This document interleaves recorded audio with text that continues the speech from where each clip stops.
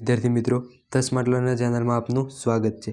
તો વિદ્યાર્થી મિત્રો, આજે આપણે દ્વિતીય પરીક્ષા 2026 માટે ધોરણ 10 વિજ્ઞાન વિભાગ ડીના મોસ્ટ આઈએમપી પ્રશ્નો જોવાના છીએ। તો વિદ્યાર્થી મિત્રો, તમે ચેનલમાં નવા હોય તો ચેનલને સબસ્ક્રાઈબ કરો, વિડીયોને લાઇક કરો અને શેર કરો।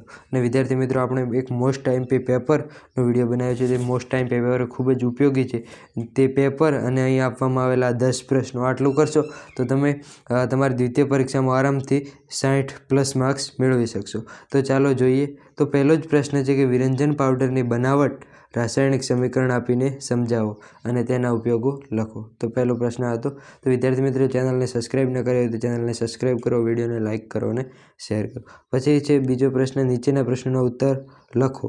એ તટસ્થીકરણ પ્રક્રિયા કોને કહે છે? 2 ઉદાહરણ આપો।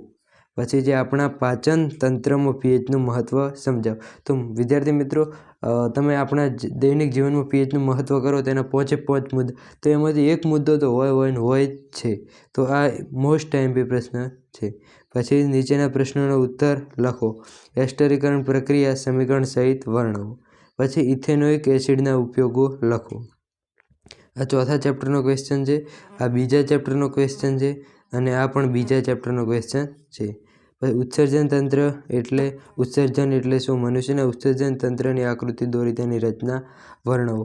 તો આ છે છઠ્ઠા ચેપ્ટરનો ક્વેશ્ચન। તો ઉત્સર્જન તંત્રની આકૃતિ દોરી વર્ણન કરવાનું છે ને ઉત્સર્જનની વ્યાખ્યા આપવાની છે અને આની આકૃતિ પણ યાદ રાખવી, આકૃતિ પરથી પણ ક્વેશ્ચન પૂછાઈ શકે છે।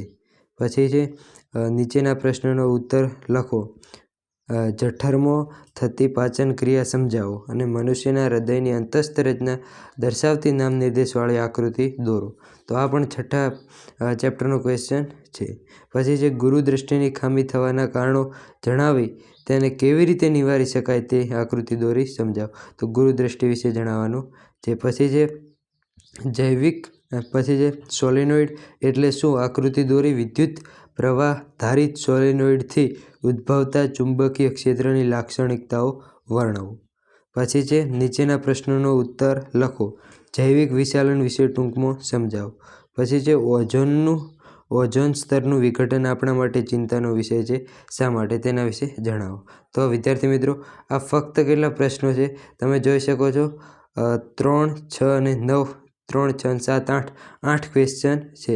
વિદ્યાર્થી મિત્રો, તમે આ 8 ક્વેશ્ચન અને પ્લસ આઈએમપી પેપરના ક્વેશ્ચન 8 કરી લેશો, 16 પ્રશ્નો, તો આ 16 પ્રશ્નો વિભાગ ડીમાં કરી લેશો તો આરામથી તમે વિભાગ ડીમાં 20માંથી 20 માર્ક્સ મેળવી શકશો। તો વિદ્યાર્થી મિત્રો, તમે પેપર ન જોયું હોય તો આઈએમપી પેપર પણ ડિસ્ક્રિપ્શનમાં લિંક આપેલી છે, તે જોઈ શકો છો અને આપણા વોટ્સએપ ગ્રુપમાં જોડાઈ શકો છો, જેની લિંક ડિસ્ક્રિપ્શનમાં આપેલી છે। અને આપણે બોર્ડ માટે પણ આઈએમપી પ્રશ્નો આવવાના છે। તો અત્યારે ચેનલને સબસ્ક્રાઈબ કરો, વિડીયોને લાઇક કરો અને શેર કરો। Thank you.